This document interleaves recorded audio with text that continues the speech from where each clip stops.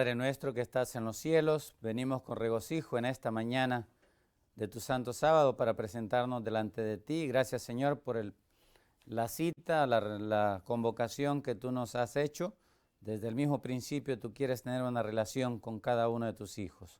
Pedimos, oh Padre, que nos cubras con la justicia perfecta de nuestro Salvador Cristo Jesús y que por sus méritos y por su poder, que tu Espíritu Santo pueda descender y hallar un lugar especial en nuestros corazones y en los corazones de cada hermano y de cada hermano que está presente para escuchar esta exposición. Pedimos, oh Dios, que tu nombre sea glorificado.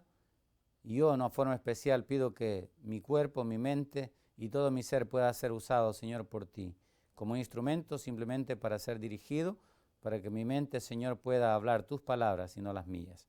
En Jesús te pedimos estas bendiciones. Amén. Bueno, bienvenidos a la lección número 3. Esta lección es muy desafiante, especialmente para los maestros.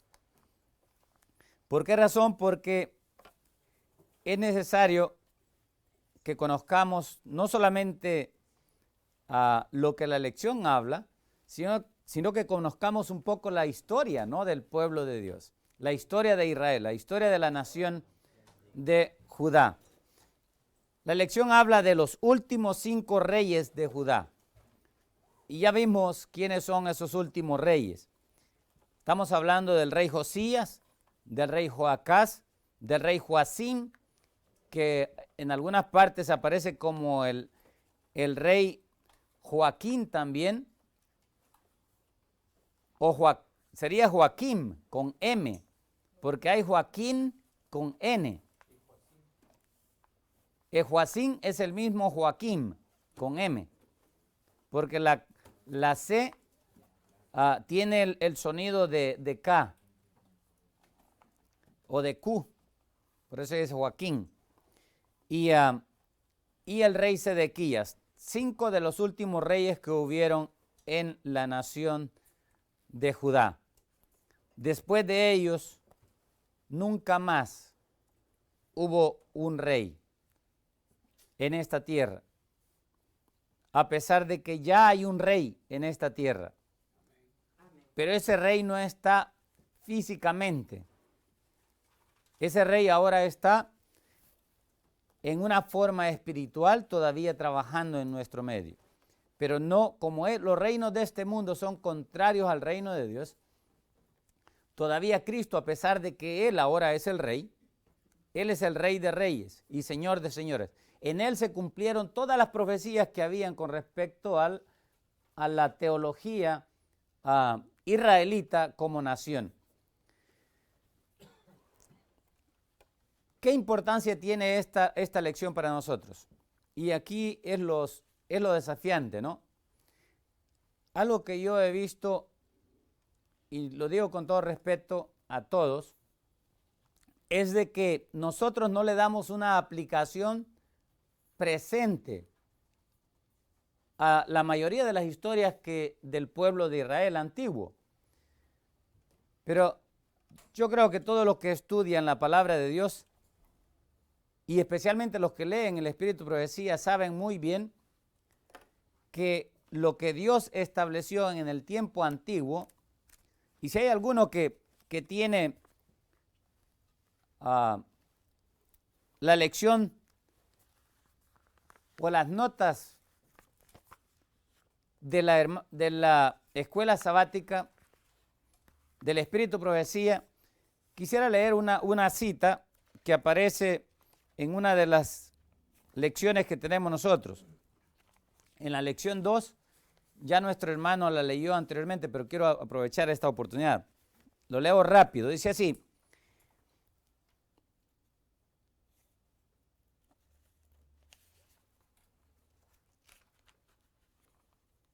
y ni tan rápido, porque aquí está.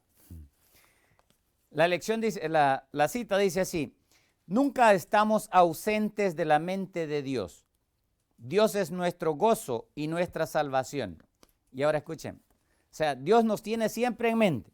Y aquí va la cita, la que quiero que ustedes todos escuchen. Dice, cada uno de los profetas antiguos habló menos para su propio tiempo que para el nuestro. De manera que sus profecías son todas, por supuesto, válidas para nosotros. Dice que lo que ellos escribieron, y los profetas, nos referimos a todos, desde Moisés hasta llegar a Malaquía, todo lo que ellos escribieron más para nuestro tiempo que para el de ellos. Y hay dos pasajes que quiero que lean ustedes, bíblicos, que están para corroborar esta declaración. Uno está en 1 Corintios 10:11 y el otro en 1 Pedro 1:12. Pero solamente vamos a leer esos dos pasajes, pero léanlos en su contexto todos. Desde todo el capítulo de 1 Corintios 10, desde el 1 en adelante, para que puedan entender de que esta declaración está correctamente hecha. Dice 1 Corintios 11, que es ya uno de los finales de una exposición que hace Pablo, donde hace la comparación del Israel antiguo con el Israel espiritual moderno. Dice el 11, 1 Corintios 10, 11, a estos se les reveló que no para sí mismos, sino para nosotros, administraban las cosas que ahora os son anunciadas. 1 Corintios 10, 11. Así es, está correcto. Perdón, yo estoy leyendo mal.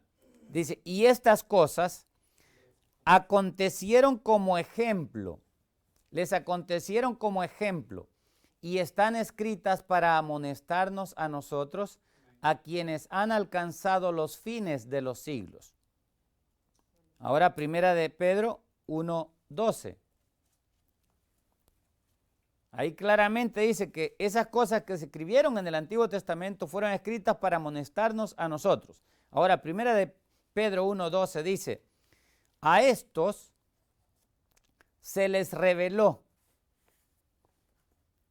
que no para sí mismos, sino para nosotros administraban las cosas que ahora os son anunciadas por los que han predicado el Evangelio por el Espíritu Santo enviado del cielo, cosas en las cuales anhelan mirar los ángeles. Y si ustedes leen desde el versículo 10 en adelante del capítulo de 1 de Pedro, ahí van a ver que está hablando de los profetas.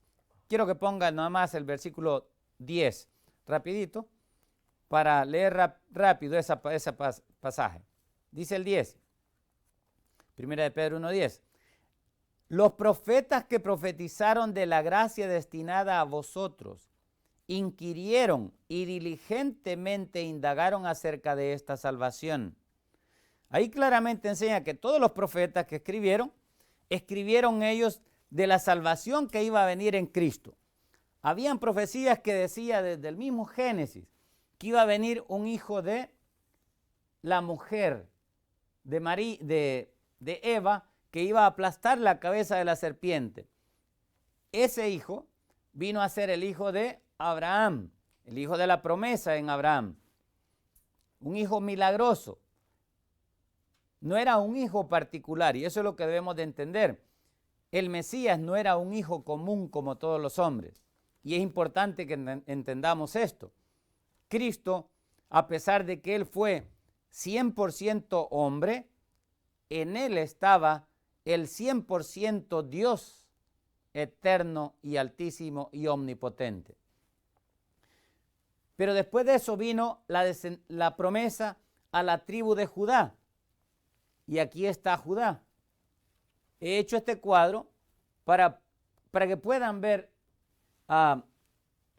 los últimos reyes que hubieron antes de que terminara el periodo de los reyes, o la teocracia de los reyes. Ahora, es bien importante aquí que digamos algo y aprovechar. Hay una gran confusión con la mayoría de los teólogos y hay un conflicto en cuanto a esto. Y por supuesto, lo que yo voy a declarar probablemente va a causarle conflicto a algunos de los que pues proponen diferente a lo que yo voy a presentar hoy. Hay algunos que dicen que la ley de Dios no se puede guardar y que la evidencia es que la historia del pueblo de Israel antiguo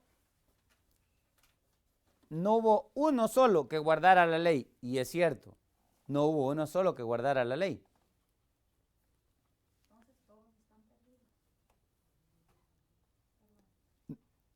No hubo uno que la guardara perfectamente como Dios esperaba que la guardara o como Dios lo ha establecido. Pero Dios juzga a cada uno de acuerdo a la luz que ellos tienen. Hubieron hombres que vivieron de acuerdo a la luz que tenían ellos, la ley perfectamente como Dios esperaba. Y Cristo, ahí es donde entra Cristo. Cristo suplirá las deficiencias de ellos al final. Por el otro lado, esos que enseñan eso, enseñan de que por esa razón es que cuando Cristo vino, Él vino a quitar la ley. Y que ahora ya nosotros ya no somos salvos por la ley. Y es cierto, la ley nunca ha salvado a nadie. La ley simplemente nos muestra a nosotros las áreas en las cuales necesitamos mejorar. Que en qué nosotros estamos fallando. Cristo usa la ley como un mapa para mostrarnos, o como un espejo para mostrarnos nuestros pecados. Dios ha dado la ley con ese propósito. Ahora, la palabra de Dios enseña de que hubieron hombres que vivieron perfectamente y rectamente delante de Dios. Por ejemplo, tenemos a Enoc, caminó con Dios y fue perfecto. Job caminó con Dios y fue perfecto. No perfecto en el sentido de que él nunca pecó, pero perfecto de acuerdo a la luz que él tenía y el conocimiento que recibió, vivieron perfecto. Fueron hombres que se arrepintieron y se convirtieron a Dios de corazón. De igual manera, hubieron reyes que vivieron una vida muy buena. Y entre ellos, ya vimos en la lección de esta semana, entre ellos figuran algunos cuantos que Dios alaba por la manera como ellos vivieron. El primero fue ¿quién? David. El otro que aparece en la historia de los reyes de Judá es el rey Ezequías. Por eso lo he puesto aquí. El rey Ezequías fue un hombre también que aparece en la historia de los reyes como un buen rey. Hubo otro rey que fue muy bueno también, que fue el rey Josías. Es más, antes del rey Josías, ni Manasés logró hacer lo que hizo el rey Josías. Vamos a estudiar eso. Entonces, es importante que entendamos esta parte. Lo que quiero decir aquí es de que es verdad, el hombre no puede guardar la ley por sí mismo. Necesitamos un poder ajeno al hombre para guardar la ley. Y ese es el evangelio verdadero. Cristo vino no para deshacer la ley. Él no quitó la ley. Él vino para poner en nosotros un espíritu que no tenemos, el Espíritu Santo, para que por medio del Espíritu Santo nosotros guardemos esa ley. Que ustedes me dirán, ¿es imposible? Yo les digo, sí, es imposible para nosotros, pero para Dios no es imposible. Él dice que Él puede hacer esa obra en nosotros. Él tiene el poder para hacerlo. Es más, Cristo para eso vino, para recrearnos a nosotros a su imagen. Y eso es lo que antes no hizo en el tiempo antiguo. el Espíritu Santo no lo hizo porque tenía que venir el Mesías para hacer esa obra de recreación, donde ahora ya no tenemos el Espíritu nuestro, debemos de morir. Y ese es el punto. La razón por la cual no guardamos la ley es porque no hemos muerto a una vida vieja.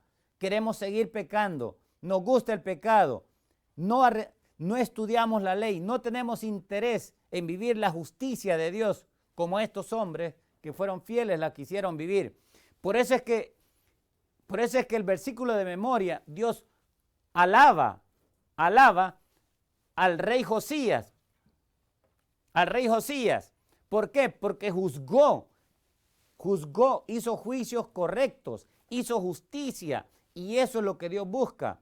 Pero hacer justicia significa guardar lo que es justo delante de Dios, darle a cada quien el derecho, darle el derecho a Dios y darle el derecho a nuestros semejantes. Eso fue lo que hizo Josías, y es la obra que debemos de hacer nosotros. Ahora, ¿por qué Josías hizo eso? Y aquí viene el problema. La mayoría de nosotros andamos rebotando con unas vidas desordenadas, en pecados de toda índole, y justificamos nuestras acciones pecaminosas y perversas, justificándonos que, nadie guarda la ley. Nadie es justo, y es cierto, ninguno es justo, pero Dios nos llama a hacer justicia y a hacer juicio y a juzgar las cosas correctamente como Dios lo ha establecido. Para eso Dios ha levantado pastores, apóstoles, maestros, evangelistas, para que ellos hagan esa obra de enseñarnos a nosotros como pueblo a hacer justicia y juicio. Para eso son líderes. Igual como en el tiempo antiguo Dios estableció jueces, estableció reyes, estableció sacerdotes, así ahora Dios ha establecido también en nuestra dispensación líderes de iglesia para que hagan lo mismo que hicieron estos hombres. Pero ¿qué pasa? Hemos recibido un engaño que la ley de Dios ya no es para nosotros, igual como la recibieron ellos. Así cayeron ellos en pecado, porque no pudieron entender de que la ley de Dios, tal y como Él la dio a Moisés, es el espejo para que nosotros aprendamos a ser como Dios es, para que hagamos de nuestra vida cristiana algo práctico, algo que realmente pueda ser aceptable para con Dios. Y ese fue el problema del pueblo. En una forma especial, el pueblo se ha corrompido siempre, se ha corrompido por la misma razón. Y voy a hablar un poquito de eso primero. Dios les da la ley en el Sinaí. En el Sinaí les da la ley. Pero ¿qué pasa? Después de que Dios les da la ley, como el pueblo estaba tan acostumbrado, y como iban egipcios y una multitud mixta entre ellos, acostumbrados a vivir de acuerdo a un sistema egipcio, cuando salen de Egipto, como ellos habían adorado así, como en Egipto antes, salen por el desierto, y a pesar de que Dios les dio instrucciones en el monte, y después por medio de Moisés, y Moisés les hablaba, no recibieron, no entendieron lo que Moisés les decía cuando les dio las instrucciones. ¿Y qué hicieron ellos? En vez de adorar a Dios como Él les estaba diciendo que le adorasen, levantan un becerro de oro. ¿Por qué? Porque como en Egipto así habían adorado, levantan un becerro de oro y le dan la espalda a Dios. Todo el culto que Dios les establece lo hicieron a un lado, de tal manera que Dios lo soportó, y después de un tiempo de que Él dijo suficiente, 10 veces lo tentaron. En las 10 veces que lo tentaron, Dios dijo, ninguno de esta generación entrará en la tierra prometida. Y así fue. Solamente 2. ¿Quiénes fueron? Josué y Caleb. ¿Por qué? Porque no guardaron la ley. Después entra la nueva generación a la tierra prometida. Dios les da instrucciones otra vez. Le repite Dios y le da a esa generación, al igual que a nosotros, lo que nosotros hoy conocemos como el libro de Deuteronomio. Le da las instrucciones en el libro de Deuteronomio a esa nueva generación, igual que es un tipo de la generación cristiana. Le da la ley en Deuteronomio, el nuevo pacto otra vez con esa nueva generación, que fue porque la generación antigua fue infiel, igual como los israelitas fueron infieles. Ahora viene la generación nueva, nosotros los gentiles, juntamente con los fieles judíos, se nos da la ley que es exactamente lo mismo, la repetición de lo que Dios había dado en el Sinaí, que está en el libro de Levíticos y Éxodo. Pero para que entendieran, porque no habían entendido bien todas las cosas, ahora Dios se toma el tiempo y le repite la misma ley que ya les había dado en Éxodo y en Levítico, ahora se la repite en Deuteronomio. ¿Para qué? Para que pudieran tener una idea más clara de lo que Dios requería de ellos.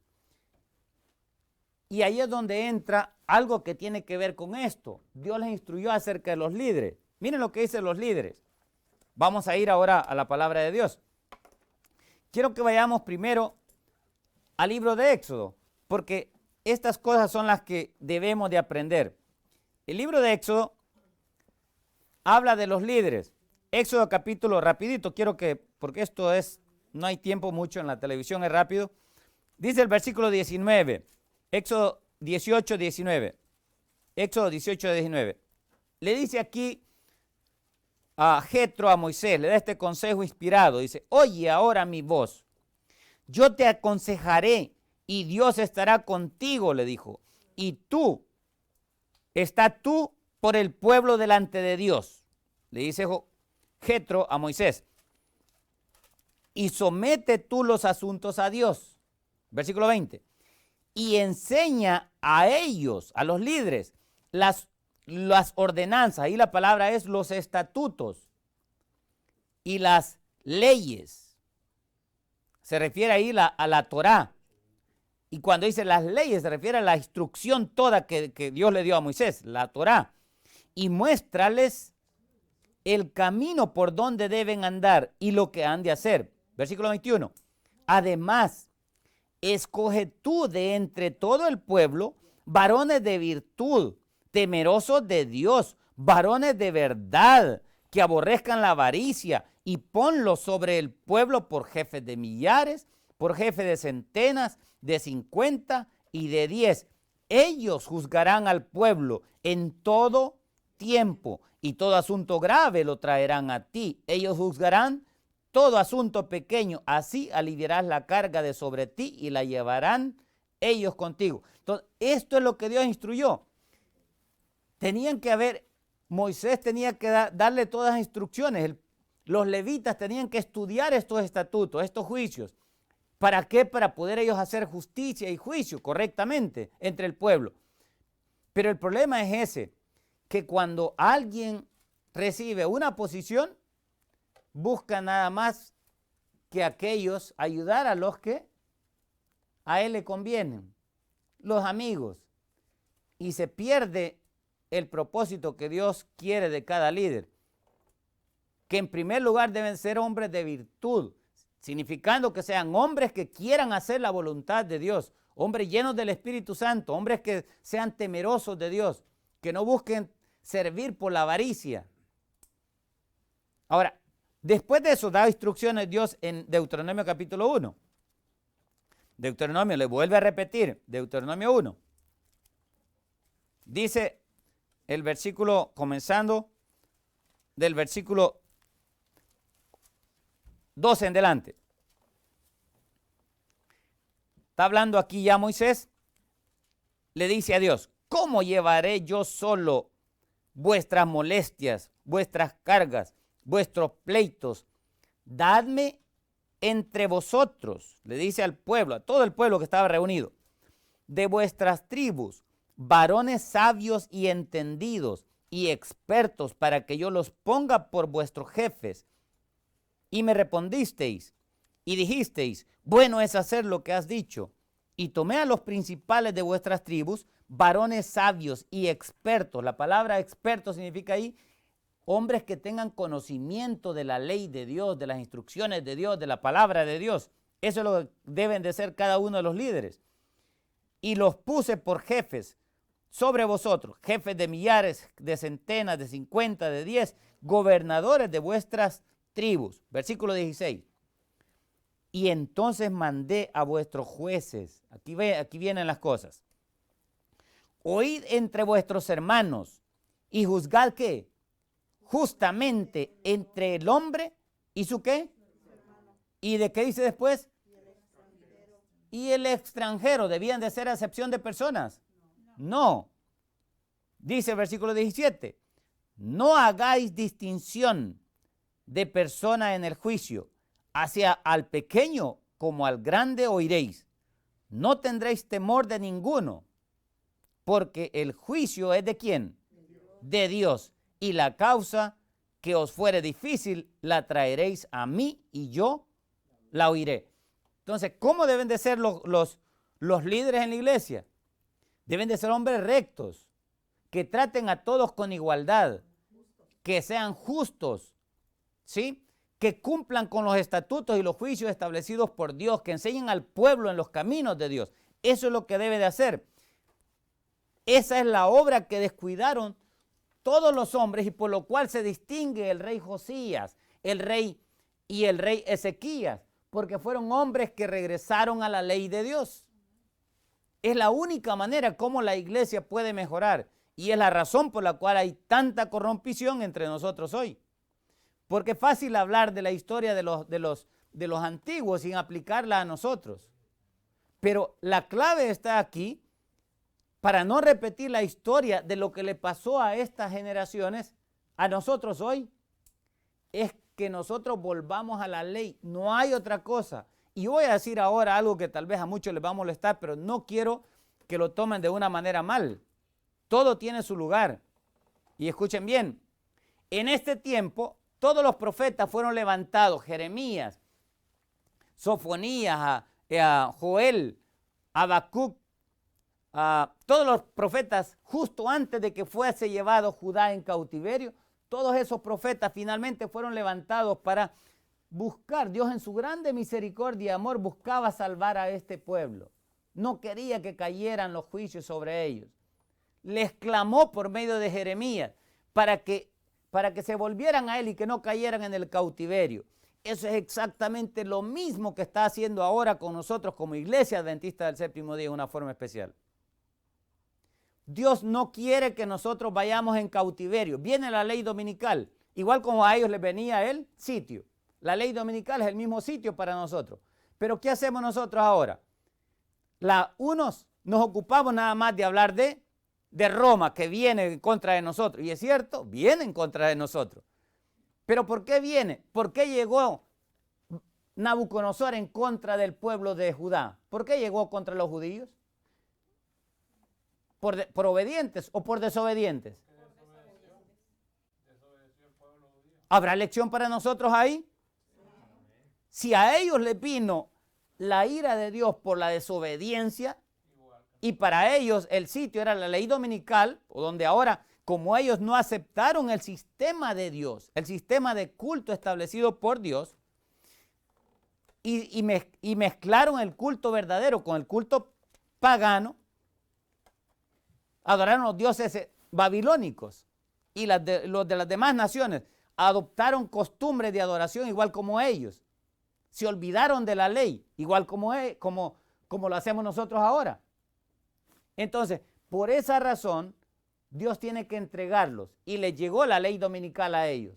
El sistema de Babilonia, de Nabucodonosor, tenía que ser impuesto en todas las naciones del mundo. Y Dios lo entrega al pueblo, cosa que no quería. Y ahora nosotros estamos justo para ser entregados, para que la ley dominical llegue. Así como Nabucodonosor conquistaba nación tras nación, tras nación, tras nación, ahora también Roma está conquistando nación tras nación, tras nación, iglesia tras iglesia. Pero él dice que son concordatos. Pero nosotros, ¿qué hacemos como pueblo de Dios? ¿Nos hemos vuelto a la ley de Dios? ¿Hacemos juicio y justicia? Ah, no, eso era para el pueblo judío. ¡Qué engaño! ¡Qué engaño el que hemos caído! Y la gran mayoría nos va a pasar igual como le pasó a este pueblo, igual como a ellos. ¿Por qué? Porque no atendieron, no hicieron esto, juicio y justicia, no se volvieron a la ley, que fue el problema del pueblo de Dios siempre. ¿O no es así? Siempre fue ese problema. Ahora, en el capítulo 16 nos da un poquito más de instrucciones con respecto a esto. Y miren, y perdonen hermanos los que son líderes, yo no estoy tratando de acusar a ninguno, simplemente estoy presentando el problema del pueblo de Dios. En el capítulo 16, después de dar instrucciones con respecto al culto y recordarles de la Pascua, recordarles de la fiesta de los panes sin levadura y toda la fiesta de Dios, el culto establecido por Dios, les dice en el versículo 18, jueces y oficiales pondrás en todas tus ciudades que Jehová tu Dios te dará. ¿En qué? En todas tus tribus. Y ahora te dice ahí, los jueces, los cuales juzgarán al pueblo ¿con qué? Con justo juicio. No tuerzas el juicio. La palabra derecho es lo mismo que juicio. No tuerzas el derecho. ¿Por qué? Porque el juicio es un derecho que cada uno tiene, que debe de ser respetado. Ningún hombre es propiedad de ningún pastor, de ningún líder. Todos los hombres son propiedad de Cristo. Cristo pagó por la salvación de todos. La obra de cada pastor es presentar los principios de Dios, presentar la justicia, presentar los juicios, enseñar, instruir al pueblo en los estatutos de Dios. Esa es la obra del líder. Y dejar que cada uno ante Dios decida ser fiel o no ser fiel. La obra del líder está en enseñar la palabra, enseñar la ley como Dios manda. Ahí cada quien tiene que hacer su decisión final. Pero ¿qué hacemos nosotros? Líderes, ni enseñamos los estatutos, ni enseñamos los juicios, ni enseñamos la justicia. ¿Por qué razón? Porque nosotros estamos pervertidos. Como nosotros estamos mal, haciendo cosas injustas, tomando procedimientos incorrectos, buscando nada más como el rey Joacim, nada más levantar casas de cedro. ¿Qué pasa? Buscar edificar casas cada vez más hermosas, ¿no? Porque la competencia es dura. Es la misma competencia. Ellos tenían la competencia de en Babilonia. Babilonia, miraban que Babilonia tenía oro, tenía plata, tenía jardines colgantes y hermosura, ¿no? Caballos y todo. El pueblo de Israel, el pueblo de Dios quería hacer lo mismo también, igual como nosotros. Los líderes especialmente. Vemos que hay líderes, ¿no? Entre los cananeos que tienen mansiones, ¿no? De millones de dinero y queremos nosotros lo mismo. Traen carros deportivos hermosos y queremos nosotros hacer lo mismo. No nos conformamos con un Toyotilla. Sí, queremos un carro de lujo. Y gastamos y gastamos y gastamos. Y triste, igual como el rey Joacim gastaba los diezmos y las ofrendas que el pueblo daba solamente en edificar palacios para sí, para levantar lugares hermosos, templos hermosos. ¿Por qué? Porque todos los demás tenían templos hermosos. No se conformaban con un templo sencillo para adorar a Dios sencillamente, sino que querían un templo hermosísimo, con todos los lujos. Y gastaban el dinero en las cosas personales, en las cosas temporales y no en instruir al pueblo en lo que debían de hacer. ¿Igual como nosotros o no? Parece que sí, igual como nosotros. No hay diferencia. Así como ellos fueron engañados, nosotros también. Así como ellos cayeron en el paganismo, nosotros también. El culto babilónico era la competencia para ellos, ¿sí?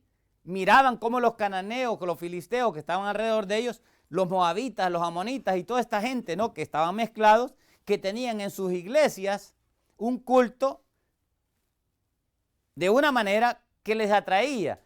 Los jóvenes, habían muchos jóvenes. Había baile, había comida, había carne, había de todo. Entonces el pueblo, ¿qué hacía? El pueblo de Israel, ¿qué quería? Miraba que ellos eran prosperados porque tenían gran número y ellos querían hacer lo mismo también. Rebajaban las normas para poder hacer la competencia cuando lo único que debían de haber hecho era volver a la ley de Dios como hizo Josías. Bendijo Dios a Josías. ¿Por qué lo bendijo? Y ahora vamos a ir a esa parte. Quiero que regresemos todavía al versículo 19, en el cual estábamos. Deuteronomio 16, 19, porque esa parte es importante que lo leamos otra vez. 16, 19. No tuerzas el derecho, el juicio, los juicios o decretos. No los tuerzas. No hagas acepción de personas. ¿No qué? Ni tomes soborno. No te dejes lisonjear. No te dejes que te den regalos. Por eso Dios prohíbe que nosotros aceptemos regalos. Especialmente cuando regalos de gente que quiera sobornarnos, que nos da algo y después no quiere comprar. Dios prohíbe eso. Lo prohíbe que nosotros como líderes hagamos eso y prohíbe que los hermanos con esa intención lo hagan también. Ningún hermano debe de ofrecer a nadie algo, un regalo para querer comprarlo o invitarlo a comer para poder comprarlo. No se debe de vender uno por un plato de lentejas como Esaú. Dios espera que uno se mantenga firme y fiel al Señor, a los principios que Él ha dado.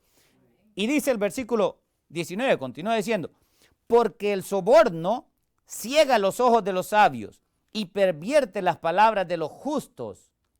20. Aquí está. La justicia seguirás para que vivas y heredes la tierra que Jehová tu Dios te da. Y ahí miren el contexto, aquí habla de la idolatría, que no la metieran en el pueblo de Dios. Dice, no plantarás ningún árbol para acera cerca del altar de Jehová tu Dios, que tú te habrás ¿qué? Hecho, ni te levantarás, siguiente versículo 22, estatua, la cual aborrece Jehová tu Dios. Y eso hizo el pueblo. Ponían árboles. El árbol de Navidad que tenían ellos, que está en Jeremías 10, es el mismo que nosotros ahora tenemos. Lo cortamos, lo ponemos, lo adornamos y tenemos la fiesta igual como los paganos. Igual como era el pueblo de Israel antiguamente. Ellos guardaban Navidad en Babilonia. También ellos querían hacer lo mismo, hicieron lo mismo. Y el culto de Dios que Dios había establecido, ¿qué pasó? No les interesaba. Eso fue para que ellos, cuando iban en el desierto, ahí fue donde Dios dio instrucciones. Decían ellos, algunos probablemente. Y algunos otros decían, no, eso va a ser cuando venga el Mesías. Entonces, cuando ya tengamos, ¿no? Cuando ya Él venga y nos enseñe las cosas como deben de ser, entonces sí vamos nosotros a obedecer. Y vino el Mesías y le obedecieron. Y nosotros le obedecemos. Cristo vino porque toda esta gente no guardó la ley. ¿Por qué? Por seguir las costumbres y los estatutos de las naciones. Por eso vino Él y nos da ejemplo. Ellos decían, cuando venga el Mesías, entonces sí, nosotros como pueblo vamos a obedecerle. Y ahora Cristo ya vino, y los cristianos, ¿qué dicen? Igual como ellos. Ahora ya el Mesías ya vino, vamos a obedecerle ahora a Él, vamos a seguir el ejemplo de Él. Eso decimos nosotros. La gran mayoría, ¿qué dice? No, eso era para que él vivió la ley por nosotros, ya nosotros no tenemos que vivir la ley. Nadie se salva por la ley, y es cierto, nadie se salva por la ley. Pero Cristo vino y el evangelio verdadero es que aquel que tiene fe cree que se puede guardar la ley, que el Señor puede hacer esa obra en él, que Él tiene el poder de recrear en mí un nuevo espíritu. ¿O no fue eso lo que oró David? Recrea en mí, oh Dios, un nuevo espíritu, ¿sí? Para que yo no sea, ¿qué? Un adúltero como he sido, un perverso como he sido. Que mi mente no esté ocupada en mujeres, en dinero, ni en ninguna otra cosa, sino que esté ocupada en ¿qué? en honrarle a Dios. Ese es el evangelio.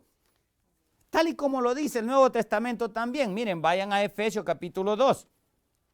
Efesios capítulo 2 claramente nos lo presenta como es el evangelio verdadero. Versículo del 8 en delante. Dice, versículo 8. Está hablando aquí en el contexto de que Cristo vino para quitarnos, para deshacer las obras de las tinieblas que el príncipe de las tinieblas hace en nosotros y poner un nuevo corazón. Dice el versículo 8. Porque por gracia sois salvos, por medio de la fe, y esto no de vosotros, pues es un don de ¿quién? Un don de Dios, no por obras para que nadie se gloríe. Pero miren lo que dice el 10. Este es el evangelio verdadero, porque somos ¿qué? Hechura suya. ¿Cómo dice ahí? Creado. La palabra crear significa que Él tiene que hacer una nueva creación en mí. Tiene que poner una nueva naturaleza en mí. Por eso es que el pueblo judío no lo pudo guardar, porque ellos no tenían esa promesa. Nosotros sí la tenemos.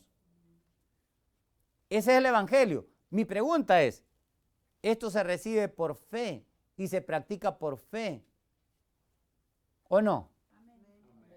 Ese es el evangelio. Dios nos manda. Cristo dijo claramente, sed pues perfectos como vuestro Padre que está en los cielos es ¿qué? Perfecto. Él nos manda eso. Y ahora mi pregunta es, si Dios tiene poder de dar ese mando en mí, ¿puede Él hacerlo en mí? Amén. Los redimidos, Isaías 26:12, desde el 1 en delante lo dice, que los que entrarán en el cielo es gente que guarda las verdades que Dios ha dado. ¿Sí o no? Amén. Y el versículo 12 dice, Dios ha hecho en nosotros las obras. Él las hace, igual como Cristo. ¿Quién hizo las obras en Él? En Cristo. ¿Quién dijo Él que las hacía? ¿Él las hacía o el Padre las hacía en Él? Igual, el evangelio para Cristo fue el mismo evangelio para nosotros. Ese fue el evangelio que nos enseñó. Ahora, suficiente de esto. Vamos a la lección. Y voy a explicar un poquito, espero que entiendan, ¿no? Lo que ahora, el problema que tenemos nosotros, igual como ellos. Quiero hablar, sabemos la historia de los reyes. Dios levanta ¿qué? A David. David establece el reino civil, porque el espiritual no se levanta por medio de las armas. Por eso Dios le dijo, tú no puedes levantar mi casa. Has levantado el reino civil, has controlado, he entregado todas las naciones a ti. Pero en el aspecto ¿qué? Civil, de conquista. Pero en el aspecto espiritual, tú no vas a levantar mi casa. Uno de ti levantará mi casa. Cuando tú mueras, le dijo, voy a levantar uno de tus lomos, simiente tuya, que él va a levantar mi casa. Cuando él muriera, todavía estaba vivo cuando fue coronado a Salomón. Por lo cual no puede cumplir Salomón esa profecía, esa declaración que Dios le dio. Porque tenía que morir primero para que viniera ¿quién? El verdadero ungido de Dios. Y en ninguno de estos reyes se cumplió, sino que hasta que vino ¿quién? Cristo Jesús. Y eso es lo bonito. Lo que todos estos hombres no cumplieron, Cristo lo viene a cumplir. Pero lo quiere cumplir también en cada uno de nosotros. Amén. Él lo cumplió de quitar el dominio. Satanás fue vencido. Pero Cristo quiere vencerlo conmigo también. Ese es el evangelio. A pesar de que tal vez este evangelio se les hace muy ajeno a la gran mayoría. ¿Por qué? Porque les han enseñado un evangelio falso. El evangelio verdadero es guardar la ley, obedecer los estatutos, los juicios, hacer justicia, practicar la misericordia de una manera correcta. ¿Por qué? Porque ¿qué hace justicia? Acuérdense, justicia es darle a cada quien el derecho que merece. El pobre está pobre, pero merece ser ¿qué? Merece ser respetado, merece ser ayudado, es hijo de Dios igual, ¿sí o no? Amén. Si Dios le ha concedido riquezas a otro, que lo ayude. Por eso hay leyes que Él estableció. Por ejemplo, con respecto a los pobres, ¿sí? Si el pobre no tiene donde vivir, dale un pedazo de tierra para que haga su casa allí. ¿Nos enseña eso Dios? ¿Sí o no? Alberga al menesteroso en casa. Pero ahora, ¿qué hacemos nosotros? Oh, no queremos molestarnos.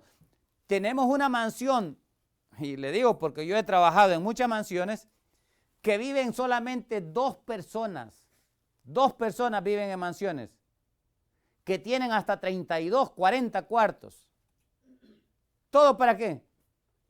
Para lujo, para que digan, oh, qué grande soy, ¿no? Esta es la Babilonia que yo he levantado. Y ni los usan nunca cuando hay gente que se está muriendo. Y dicen que son cristianos algunos. ¿Hacen justicia? ¿Hacen juicio? Eso fue lo que declaró hacer Josías. Josías, vamos ahora. Hermano, pero por un lado, o sea, Dios estableció eso, ¿verdad? Ajá. Y está bien todo lo que Él hizo. Ok. Pero ahora, últimamente, la gente, ¿qué hace? La gente es floja, la gente no quiere hacer nada y nada más quiere que le den lo bueno y ellos sin hacer nada por ese lado. Sí, nuestra hermana dice que hay un problema, ¿no? Hay mucha gente que está, Abusando. o sea, que hay mucha gente que por haber vivido, ¿no?, en un sistema donde nunca aprendieron a ser hábiles con sus manos, nunca aprendieron a trabajar, nunca aprendieron a sobresalir, ¿no? Se han conformado, ¿no?, a que los mantengan nada más. Sí es cierto, hermana, hay ese problema, especialmente aquí en este país. Pero mire, por el otro lado, ahí entra el sistema. El sistema de Dios es bien claro lo es. Si hay una persona pobre, Dios dice que le ayudemos, dándole ¿qué? Un lugar donde vivir. ¿Pero qué? Para que trabaje juntamente con nosotros. 6 días trabajarás, dice, y harás toda tu obra. ¿Sí? Si alguien vive conmigo y yo me voy a trabajar, pues me lo llevo conmigo. Si está en mi casa, ¿sí? Trabajemos juntos. Come él como yo. Ese es el plan de Dios.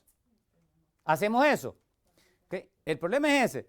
Mucha de la gente, ¿no? Mucha de la gente que anda pidiendo dinero es cierto. Escuche bien, y voy a decir cosas aquí que tal vez a muchos les van a molestar, pero esta es la realidad. El sistema arruina a la gente pobre, porque en vez de darle una buena educación, enseñarle los principios de Dios, enseñarle salud, enseñarle los principios no correctos para que tengan familias prósperas y todo, ¿qué les dan? ¿Qué le da el sistema? Y mire, el sistema que les da drogas. ¿Y qué? Y alcohol. Esto es lo que le da el sistema. Drogas y alcohol. Y la gran mayoría de hombres que están en posiciones son los que están en este negocio. Pero son los que el pueblo ha usado, los usa para que hagan ¿qué? Juicio y justicia.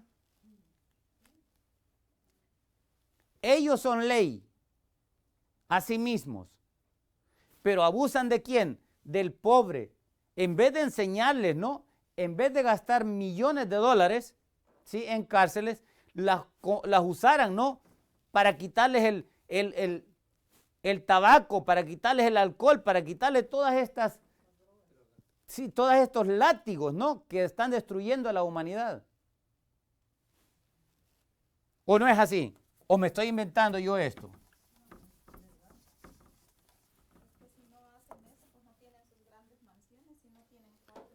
Claro, claro. Aquí están en estos negocios, ¿no? Hay grandes dividendos, ¿sí? Lo que, por ejemplo, el alcohol y todas esas cosas, la gran mayoría de las cosas, ¿no?, que ya no sirven porque ya se echaron a perder, pues ahí las mezclamos, ¿no? Y las hacemos droga y no perdemos dinero, ¿no? Es fácil. Pero ¿qué estamos haciendo con el ser humano? ¿Estamos amando al pobre? ¿Hacemos justicia? ¿Hacemos juicio? ¿Por qué? Porque hemos echado a un lado los principios de Dios como pueblo, como nación, como iglesia, como todo. Y ese es el problema. Ahora, vamos a Reyes, ¿no? Los últimos reyes, y escuchen lo que quiero explicar este cuadro. No sé si me pudieran acercar este cuadro antes de este cuadro. Quiero explicar este cuadro. En este cuadro he puesto la historia de los reyes. Acuérdense, el pueblo de Israel se dividió en dos. Se divide en dos el pueblo de Israel. Después de Salomón, la tribu del norte y las tribus del sur. Israel y Judá. Pero ¿qué pasa con la tribu del norte? Las 10 tribus de Israel. ¿Por qué fueron ellos llevados cautivos por los asirios? ¿Por qué? ¿Por obedientes? Por el mismo problema que fue también Judá. La misma idolatría. Y escuchen ahora todos. Esto es un paralelo exacto en la iglesia cristiana. Escuchen bien. En la iglesia cristiana desde el año 1798 para acá y para acá. Se conoce como el periodo de la Iglesia Universal, en el cual Roma llegó a tomar el control, igual como Israel tomó el control de todo. Igual, se divide el cristianismo. Igual como se dividió el periodo de los reyes, se divide el cristianismo también. Entonces, de 1798 para atrás, Roma controla el mundo entero, ¿sí? Y del 1798 le quita el poder Dios a Roma y ahora Dios levanta un nuevo sistema, igual como levantó al pueblo de Israel. Lo saca de Babilonia, lo saca del desierto y lo lleva a una tierra prometida, Estados Unidos, la tierra de la libertad. Pero nos hemos corrompido hoy. Y hoy hasta la ley de Dios ya sacaron, que estaba en el Congreso y en la mayoría de los lugares, ahora hasta esa ya la sacaron y han puesto una estatua de un satánica en reemplazo de ella. Vienen cosas tremendas. Los juicios de Dios van a caer sobre todas las naciones. Y lo peor es eso, que van a culpar a los que enseñan la verdad. Igual como culpaban a Jeremías. Entonces,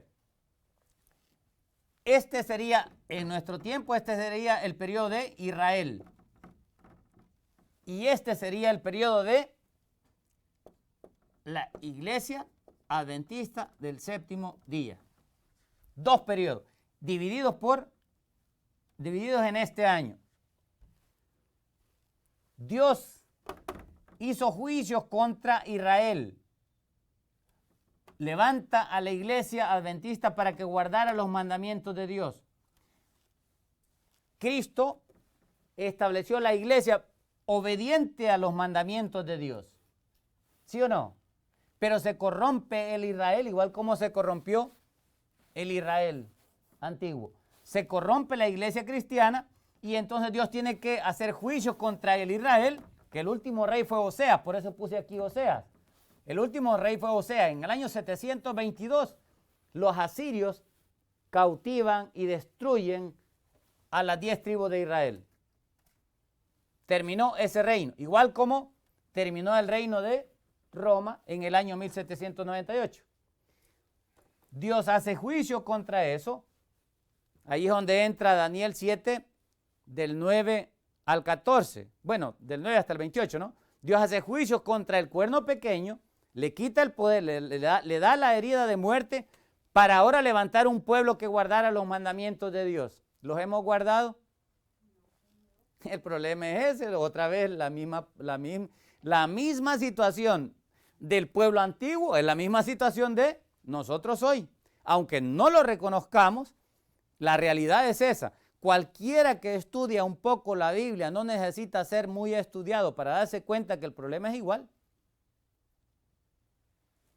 Ahora, cae el Israel antiguo.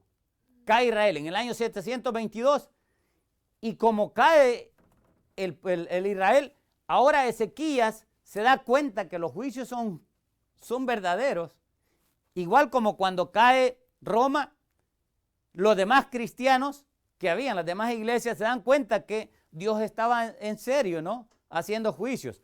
Cayó este sistema que controló a Europa, el Sacro Imperio Romano, cae y al caer, ahora el cristianismo comienza a predicar, ¿no? Viene el fin viene aquí en Estados Unidos. ¿Y de dónde se levanta qué? La iglesia adventista. Dios le muestra otra vez la ley, nos llama otra vez a que volvamos a la obediencia a la ley, no porque la ley salva, sino porque la ley nos muestra en las áreas que estamos fallando, de tal manera que por la fe vivamos la vida de Cristo. ¿Pero qué ha hecho la iglesia? Oh, no, eso era para aquellos. Ya para nosotros no, ya Cristo ya guardó la ley. Y hasta entre el mismo pueblo de Dios, no lo nombro, se dice esa misma teología. ¿Por qué? Porque igual como el Judá entró en concordato con los babilonios y con las demás naciones, a ti también, estoy seguro que ha de haber hecho también nosotros como pueblo de Dios, nuestros padres igual como pueblo de Dios, porque siempre pasa lo mismo. Dios así lo dice en su palabra, que se iban a ver, Daniel 2 habla de que las naciones se iban a mezclar, pero se refiere a mezclarse en el aspecto religioso. Se iban a mezclar en lo pagano con lo santo y se iba a corromper el pueblo de Dios. De eso está hablando. ¿Cómo es que cae? Entonces cae las 10 tribus de Israel son llevadas cautivas. Ezequías ve eso, hace una reforma que está ahí en la Biblia, después vamos a hablar en otra ocasión, hace una reforma, eso fue en el año 729 al año 686. 25 años tenía Ezequías cuando comenzó a reinar. 29 años reinó, a los 50 años lo matan, la misma edad que yo tengo. Después viene Manasés, 12 años tenía él cuando comienza a reinar. Pero como fue tan malo y derramó sangre inocente de los verdaderos profetas de Dios, saben que este Manasés fue el que mató a Isaías. Este fue el que mató a Isaías. En los primeros años de su reinado, le ha cerrado al profeta Isaías, ya un viejito. Son crueles los hombres cuando son objetos del dominio de Satanás. Miren, un viejito porque Isaías ya tenía muchos años, cuando menos yo calculo que Isaías tenía cuando menos cerca de 100 años. Y así, a pesar de su gran edad y a pesar de que había hecho todo lo que había hecho Isaías, ese rey, Manasés, le quita, lo mata. Son terribles los hombres. Y viene Manasés, y miren cómo es Dios de misericordioso. A los 12 años comenzó a reinar y reinó el que más reinó. 55 años lo soportó Dios, buscando hacer que se volviera a él. Profeta tras profeta, profeta tras profeta. Y nada. Después viene Amón, comienza a reinar a los 22 años. 2 años reinó. Este vio Dios que era demasiado. Lo corta también. ¿Por qué? Por no hacer justicia ni juicio. Lo mismo. Después viene Joacás, hijo de Josías. Josías comenzó a reinar a los 8 años. Y la historia de Josías es bien bonita. Josías, el templo ¿cómo estaba? En ruinas. El culto de Dios ¿cómo estaba? Un desierto, destruido completamente, quemado completamente. No había adoración al Dios verdadero. Y ahora Josías manda a que limpien el templo. Se le ocurrió a él limpiar el templo y lo manda a limpiar y encuentra una copia de la ley de Dios. ¿Y qué hace? A los 8 años comienza a leer, comienza a estudiar y se da cuenta él de que el pueblo había caído en lo que había caído porque habían ignorado la ley de Dios. Sabía que a su padre y a su abuelo Dios los había cortado en su grande misericordia y que habían profecías que ya había dicho él por medio del profeta Miqueas que iba a destruir a esa gente. Ahora él decide, yo voy a ser fiel a Dios. 8 añitos tenía. A los 8 años de su reinado, después de haber estudiado la ley, se da cuenta que el problema era la idolatría, las fiestas paganas que estaba siguiendo el pueblo. Y dice, hoy de aquí en adelante se va a guardar la ley de Dios, vamos a guardar la Pascua, esto es lo que Dios nos ha enseñado. Y guardó las fiestas, la guardó las fiestas, se volvió a Dios. Porque cuando se guarda la Pascua como Dios manda, la Pascua falsa tiene que salir a la basura. Sola sale. Igual como si nosotros metemos la Pascua falsa a la iglesia, pues sola sale la verdadera también. Así de sencillo es. Entonces, él entiende que en el culto de Dios, Dios había dicho que la Pascua se tenía que hacer el 14 de Nisan. Es para conmemorar al Dios que nos salvó, al Dios que dio su vida como cordero. Y nosotros como cristianos lo hacemos. No, tampoco lo hacemos. Y escuchen, el próximo año, porque la iglesia adventista no ha hecho lo mismo que hizo Josías, Dios va a permitir que el próximo año Babilonia nos mande confesores para que guardemos la Easter en la manera como ellos mandan.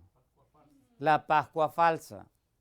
A ver cómo nos va a nosotros como adventistas el próximo año.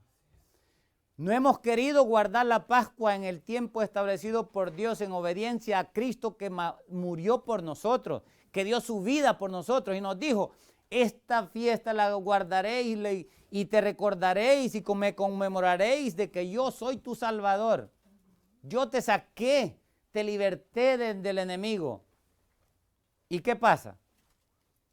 El pueblo no hemos caído en el engaño, no hemos guardado la ley de Dios. Pero el próximo año viene la prueba.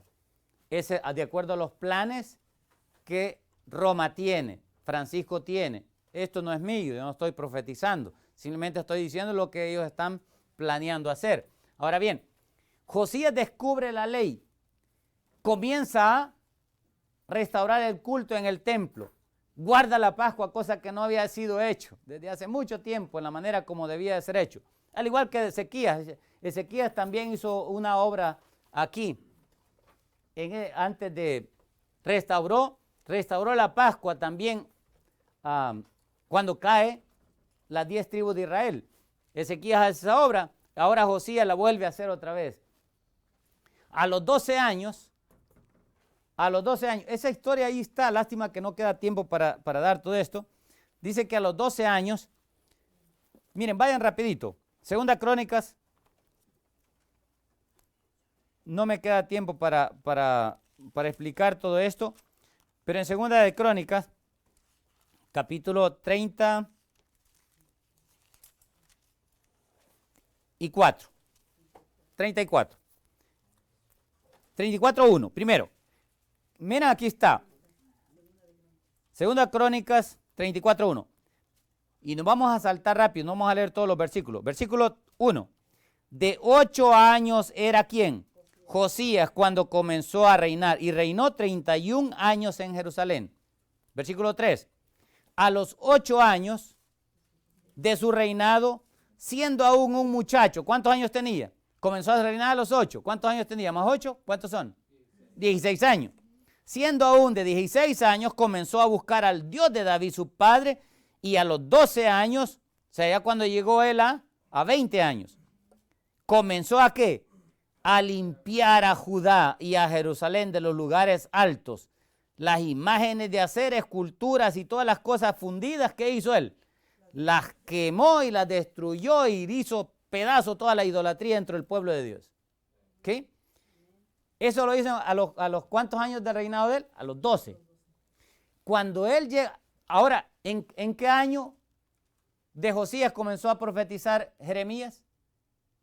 En el año, aquí lo escribí, en el año 13. A los 8 años de reinado comenzó su limpieza. A los 12 destruyó toda la idolatría. A los 18 guardó la Pascua. Guardó la Pascua otra vez él. A los 13 años, Jeremías le ayuda. ¿Sí? Comienza Jeremías su ministerio, por lo cual Jeremías comienza a profetizar. Dios usando a Jeremías ya ¿para qué? Para que Jeremías, ¿qué era Jeremías? Jeremías era de descendencia sacerdotal, pero era apenas un jovencito. Un muchacho también. ¿Cuántos años tenía? Josías cuando comenzó a Jeremías su ministerio? ¿Cuántos años tenía? Si tenía 20, cuando comenzó cuando hizo la reforma, y él un año después comenzó Jeremías a hacer su ministerio, ¿cuánto tenía? 21. 21 años. 21 años tenía Josías cuando Jeremías comienza su ministerio. Y Dios le comienza a dar, ¿qué? Mensajes a Jeremías. Y Dios lo levanta, ¿para qué? Ay, lástima que... Dice que lo levanta para edificar y para plantar, o también para destruir. El mensaje de Jeremías es para las dos cosas. O nos enderezamos con Dios, o nos vamos a ser destruidos cuando llegue Roma. No hay otra opción. Aquí no hay término medio. Lo que les pasó a ellos es un ejemplo para nosotros. La decisión la va a tomar cada uno de nosotros. Las consecuencias están en mí. Aquí no es culpable ningún pastor, ningún anciano, ningún líder de iglesia. Aquí me toca a mí como individuo. Yo tengo que darme cuenta de que el látigo está por llegar. Babilonia viene encima, ¿sí o no? Y le va a llegar a todo individuo en particular. Ningún pastor me va a venir a salvar a mí. ¿O sí? Al igual que a él tampoco, nadie más le va a salvar. Ningún hermano le va a salvar. Ningún dinero le va a salvar. Nada de lo que tenga le va a salvar. Cuando Roma venga, igual como cuando llegó Babilonia, cuando entró Nabucodonosor, ¿quién fue salvo? ¿Quién se salvó? Nadie se salvó. El único que se salvó fue Jeremías. ¿Por qué? Porque fue fiel a Dios. Dios lo guardó. Amén. Como él obedeció, ahora Dios, y le honró, ahora Dios se dio obligado a honrarlo a él, a pesar de que sufrió, pero Dios vio a bien, ¿no? Guardarlo, y Dios lo guardó. Entonces, eso es lo que hizo ¿quién? Josías. Después viene a Josías, se mete en un pleito que a él no le correspondía, ¿sí? Estaba peleando Nabucodonosor con Egipto y él va a tratar de ayudar. De tal manera que lo matan. ¿A los cuántos años? Apenas tenía 39 años. Jovencito. Para mí era jovencito todavía. Lo matan. A Amón, su padre, ¿los cuántos años lo matan? A los 24 años lo matan. Jovencitos. Y ahora Jeremías, otro jovencito. ¿Y los viejos qué? ¿Y qué pasó con los viejos?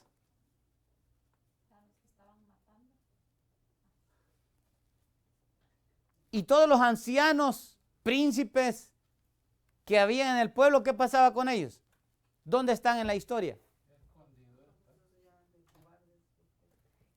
La razón por la cual no están en la historia era porque ellos eran los primeros en ser rebeldes. Como ellos no hicieron, como ellos fueron los que corrompieron al pueblo, Dios tiene que usar ahora jovencitos. ¿Para qué? Para hacer su obra. ¿Será que se va a repetir eso en la iglesia adventista? Está profetizado que así va a ser. Así va a ser.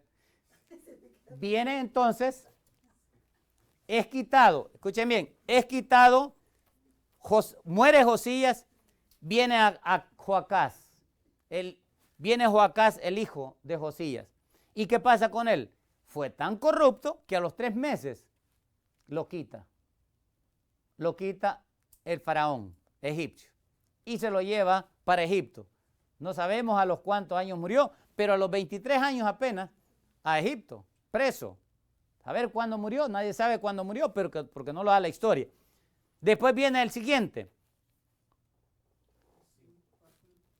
Se pone el rey faraón, ahora manda que se ponga ¿a quién? A Joacim como rey. No lo eligió el pueblo, ni tampoco, sino que lo eligió ¿quién? Un rey egipcio. Y lo pone de rey. Y sí, reinó por 11 años. Allí es donde vienen todos los mensajes de Jeremías. En este tiempo, a este rey, es que le vienen todos los mensajes que están desde Jeremías 7 hasta Jeremías 15.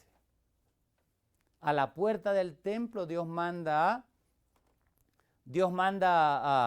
a ¿cómo se llama? A Jeremías a que se pusiera en la puerta del templo y que les dijera enfrente del rey Joacim los juicios que allí, las declaraciones que allí están. Lo que venía contra ellos por no volverse a Dios. Después de eso, ¿se acuerdan? Muere Joacim. Ponen de rey a Joaquín.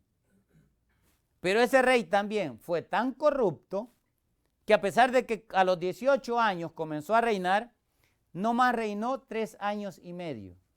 Y a los 3 años y medio Dios se vio obligado ¿en qué? En quitarlo también. Lo quita.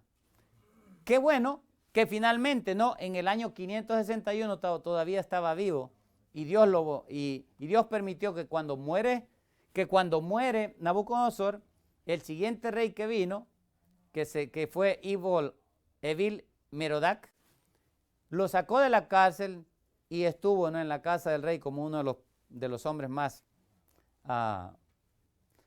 distinguidos para él. Y finalmente viene el rey Sedequías.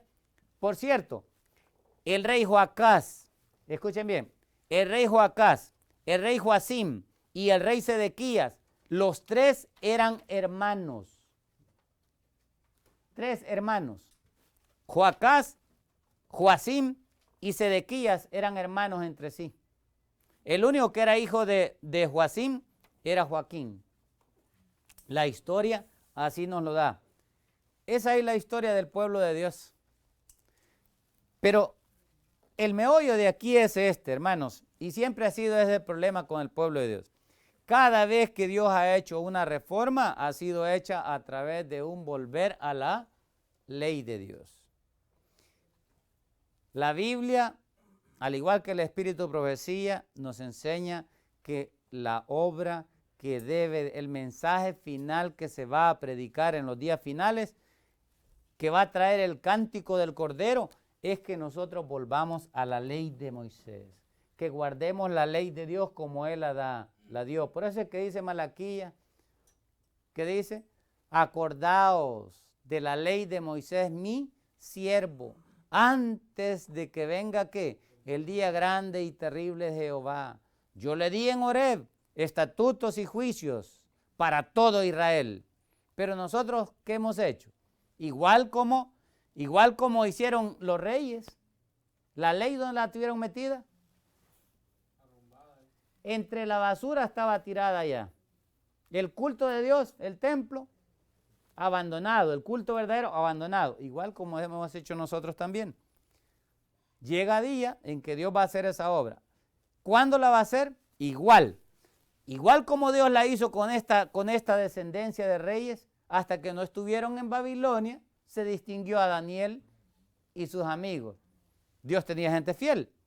Jovencitos también, pero mostraron que realmente el Espíritu de Dios podía usarlo. ¿Los usó, sí o no? Fueron instruidos por el ejemplo de estos jóvenes. El Nabucodonosor sí fue instruido. De igual manera, cuando se establezca el ecumenismo, ahí es donde habrán jóvenes. Y yo quiero ver algunos. Aquí tenemos algunos jovencitos y yo espero que verlos a ellos, ¿no? Resplandeciendo en medio de las plazas de Babilonia moderna. Cuando el culto falso babilónico, el sistema babilónico se imponga como lo impuso Nabucodonosor, a ver cuánto nos mantenemos de pie. Que el Señor nos ayude, ¿no? A nosotros como viejos. Porque si nosotros somos cobardes, ¿de dónde van a aprender nuestros jóvenes? Gracias a Dios, habían jóvenes que el Espíritu de Dios, habían jóvenes que habían sido instruidos por padres justos, rectos todavía, incluyendo en la misma casa de los reyes, que les enseñaron los principios de Dios, como Daniel, Ananías, Azarías y Misael. Y como ellos fueron enseñados de niños, aprendieron en el pueblo de Dios a honrar al Padre, a honrar a Dios, se distinguieron en Babilonia. Pero tuvieron que haber padres. ¿Dónde están los padres ahora? Y vuelvo a decir algo que es bien importante, porque yo tengo hijos también. Y me da dolor a mí también, y ahora lo digo, a mí me da dolor. Y cuánto gozo me da, ¿no?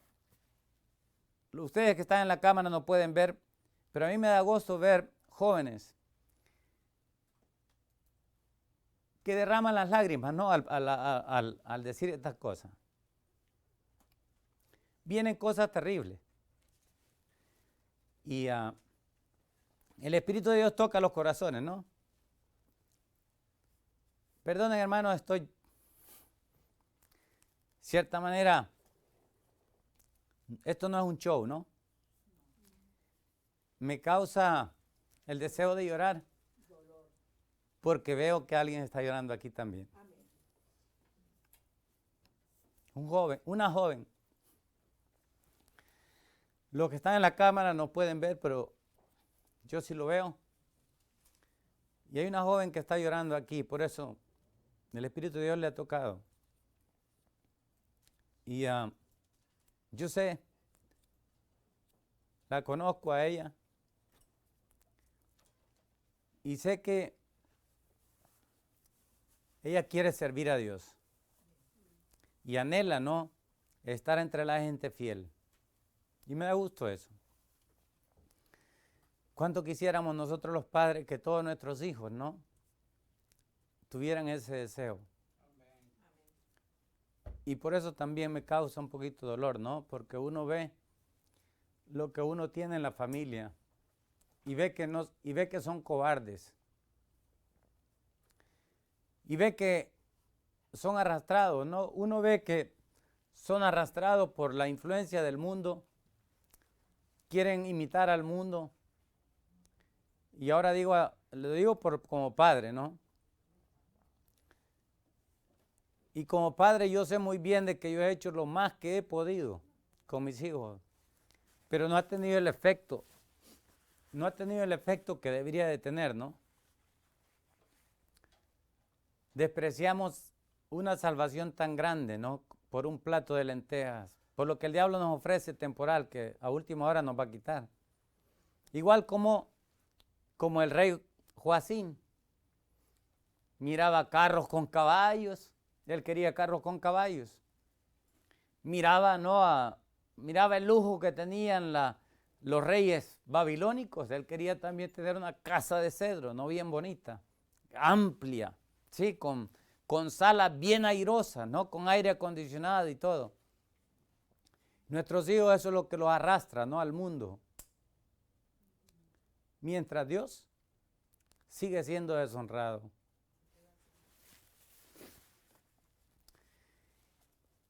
Que el Señor nos ayude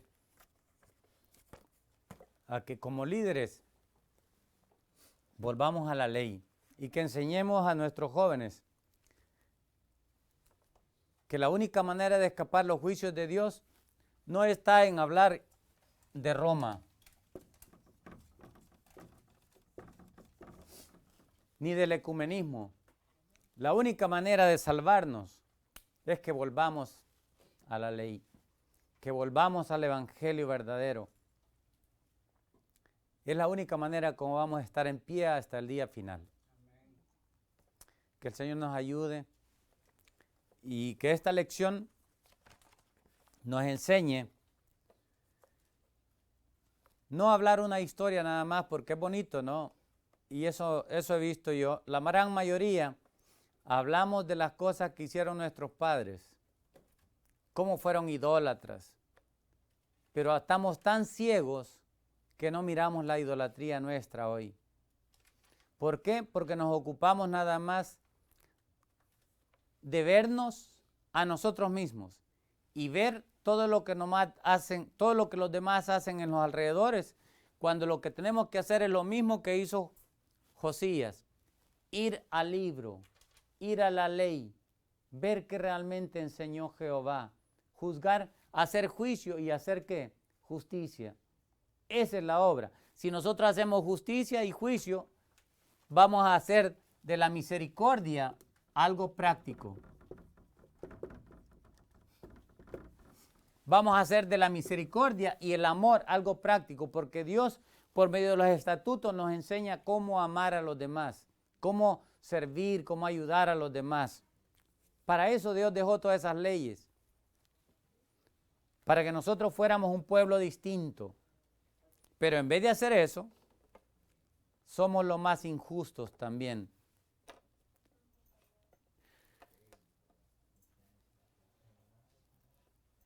Por predicar inclusive estas verdades,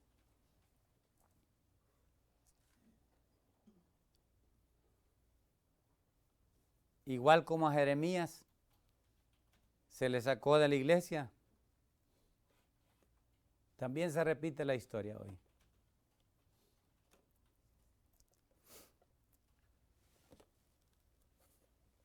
Vamos a orar.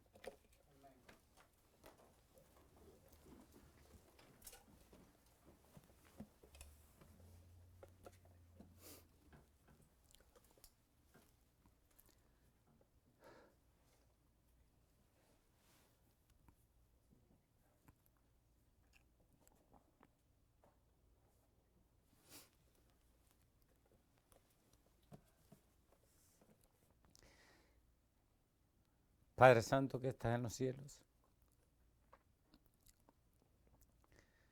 tus juicios van a caer sobre cada uno de nosotros como tus hijos.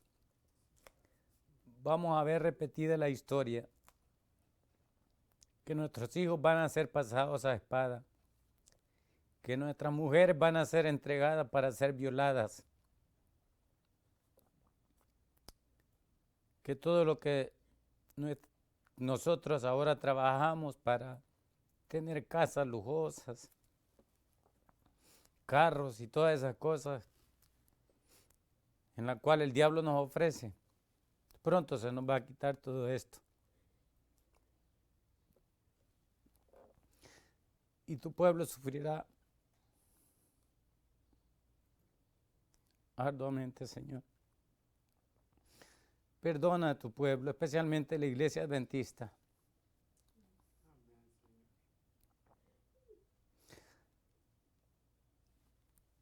Sabemos que no hemos hecho lo que nuestros padres, nuestros abuelos, tú les diste una luz tan preciosa, Señor, que hemos tirado a la basura, igual como los reyes tiraron tu ley a la basura. Pero Padre, ayúdanos, que tu Espíritu haga una obra, un reavivamiento en nuestros corazones y que pueda formar en nosotros una reforma completa, antes de que sea demasiado tarde. Nos ocupamos a hablar de Roma, del ecumenismo y todas las cosas que vienen de la ley dominical, pero nosotros no nos hemos vuelto a tu ley, igual como el pueblo de Israel en el tiempo de Jeremías no se volvió a tu ley, Señor. Y los juicios cayeron, no porque tú no los amabas, sino porque nunca atendieron a los llamados tuyos. También en nuestro tiempo hay muchos, Señor, que han predicado, pero en vez de ser escuchada la voz de ellos, Señor, por causa de la verdad los han sacado de la iglesia. Sé con ellos, Señor, aliéntalos, anímalos y permite, oh Dios, que así como tú hiciste una obra de reforma en el tiempo de Josías y lo usaste a él en medio del pueblo, que así levantes a un presidente, que así levantes a hombres en la iglesia adventista que hagan una reforma final. Sabemos de que tú la harás. Yo no sé a quién le vas a levantar tú, pero tú harás esa obra antes de que venga, Señor, el látigo del sitio para nosotros en el tiempo final. Danos tu espíritu, guíanos en todo y ayúdanos a hacer tu voluntad.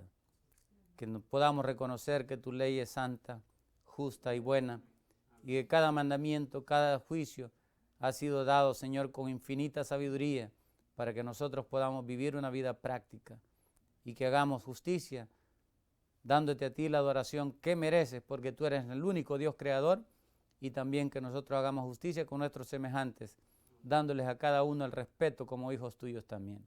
En Jesús te agradecemos y te pedimos esta bendición. Amén.